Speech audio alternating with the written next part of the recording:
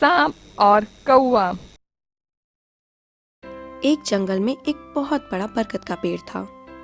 उस पेड़ की टहनी पर एक कौवे ने अपना घोंसला बनाया हुआ था। उस घोंसले में कौवा, उसकी पत्नी और 3 बच्चे रहते थे। एक दिन एक लंबा सांप रेंगता हुआ बरगद के पेड़ के पास आ गया। उसने पेड़ के नीचे मैदान में एक सुराग देखा। उसने वहां पर अपना बिल बनाने का फैसला किया। कौवे सांप से डर गए। वे नहीं चाहते थे कि सांप उनके इतना समीप रहे। कौवे की पत्नी ने कहा, हम इसके विरोध में कुछ भी नहीं कर सकते, लेकिन हमें सावधान रहना होगा। एक सुबह कौवा और कौवे की पत्नी भोजन की तलाश में गए। सांप चुपचाप पेड़ के ऊपर चढ़ गया। वह मुस्कुराता हुआ बोला, यहाँ पर खाने के लिए बहुत स्वादिष्ट भोजन है। वह शीघ्र ही कौवे के बच्चों को खा गया। जब कौवा और उसकी पत्नी लौटे तो उन्हें बहुत धक्का लगा। कौवे की पत्नी रोते हुए बोली, मेरे प्यारे बच्चे कहाँ चले गए?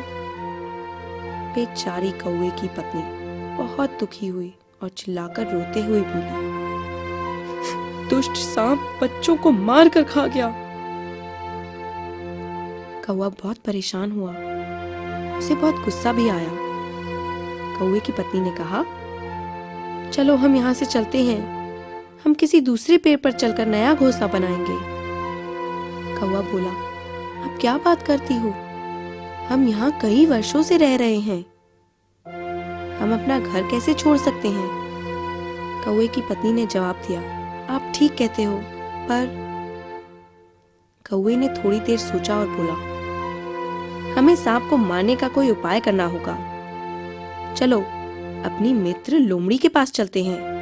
वह बहुत चतुर है। वह हमारी सहायता अवश्य करेंगी। दोनों कौवे उड़कर अपने मित्र के पास चले गए।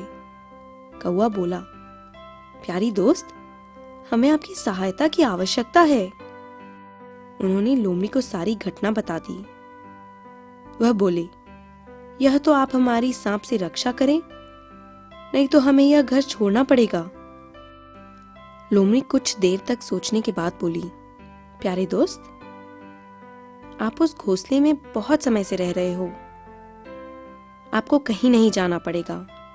चिंता मत करो। मेरे पास सांप को मारने का एक बहुत उत्तम उपाय है। लोमड़ी ने इशारा करते हुए कहा, क्या आप सामने वह महल देख रहे हो? उसमें कुछ राजकुमारियां रहती हैं। प्रतिदिन सुबह वे नदी में नहाने जाती हैं। जब वह नदी में नहा रही हों, तो उनके नौकर नदी के किनारे उनके कपड़ों और आभूषणों की देखभाल करते हैं। आप दोनों कल नदी के पार जाना, छिपकर प्रतीक्षा करना। वे आपको देख न पाए। जब राजकुमारियां नहाने जाएंगी, तो कौवे की पत्नी सोने का हार उठाकर उड़ जाएगी। कौवा उसके पीछे तेज आवाज करता हुआ दौड़ेगा। नौकर कौवे की पत्नी को हार लेकर उड़ते हुए देखेंगे। वे तुम दोनों का पीछा करेंगे। तब वह कौवे की पत्नी से बोली, आप बरगद के पेड़ के पास पहुंचकर उस हार को सांप के बिल में गिरा देना। फिर प्रतीक्षा करना और देखना क्या होता है। दोनों कौवे लोमड़ी के उपाय से बहुत सहमत थे। उन्होंने उसे धन्यवाद दिया और उड़ गए। अगली सुबह वे नदी के किनारे जा पहुंचे। जल्दी ही वहां राजकुमारियां आ गईं। उन्होंने अपने कपड़ों और आभूषणों को अपने नौकरों को दे दिया। वे नदी में नहाने चली गईं। कौवे की पत्नी नीचे उतरी और उसने हार को अपनी चोंच में उठा लिया। उसने अपने पंख फड़फड़ाए और उड़ गई। कौवा तेज आवाज करता हुआ उसका पीछा करने लगा। नौकरों ने कौवे की पत्नी को हार ले जाते देखा और चिल्लाए, रुको रुको, हार हमें दे दो, रुक जाओ। कौवे की पत्नी नहीं रुकी। नौकर दोनों कौवों का पीछा करने लगे। शीघ्र ही कौवे की पत्नी बरगद के पेड़ के पास जा पहुंची। उसने वह हार सांप के बिल में गिरा दिया। नौकरों ने यह सब देखा। वे हार को एक लंबी छड़ी से बाहर निकालने लगे। उस समय सांप बिल के अंदर सो रहा था। उसे बहुत गुस्सा आया। वह बाहर आ गया। नौकरों ने उसे घेर लिया था। उन्होंने सांप को लंबी छड़ी से पीटा और उसे मार डाला। फिर नौकरों ने हार उठाया और चले गए। कौवा और उसकी पत्नी बहुत खुश हुए। कौवे की पत्नी ने कहा, अब हमें दुष्ट सांप से मुक्ति मिल गई। वे दोनों कई वर्षों तक अपने घोंसले में शांतिपूर्वक रहे।